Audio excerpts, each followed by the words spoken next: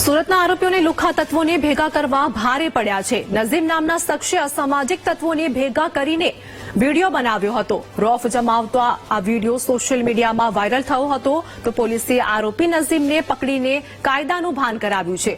પોલીસે video delete કરાવી આરોપી પાસે માફી પણ મંગાવી હતી। તો પોલીસ દ્વારા સતત કાર્યવાહી યથાવત જોવા મળી રહી છે અને આ સાથે જ જે વિડીયો સોશિયલ મીડિયામાં રોફ જમાવતો વાયરલ કરવામાં આવ્યો હતો તે વિડીયો પણ પોલીસે ડિલીટ કરાવ્યો છે અને કાયદાનું ભાન પોલીસે ફરી એક વખત આરોપીને કરાવ્યું છે।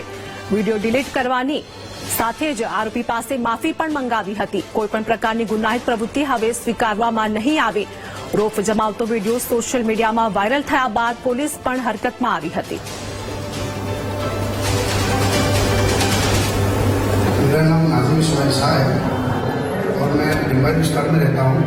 मैंने कुछ फॉलोअर्स बढ़ाने के लिए ऐसी गलत वीडियो बनाई थी जिससे गुनाहों को प्रोसेसन मिले, तो आइंदा मैं ध्यान रखूँगा कि ऐसी वीडियो में ना बनाऊँ। तो मैंने अपना इंस्टाग्राम जितनी भी इसमें वीडियो बनाई थी जो गुनाहों को प्रोसेसन करती है वो सब मैंने डिलीट मार दिया और आइंदा ध्यान रखूँगा।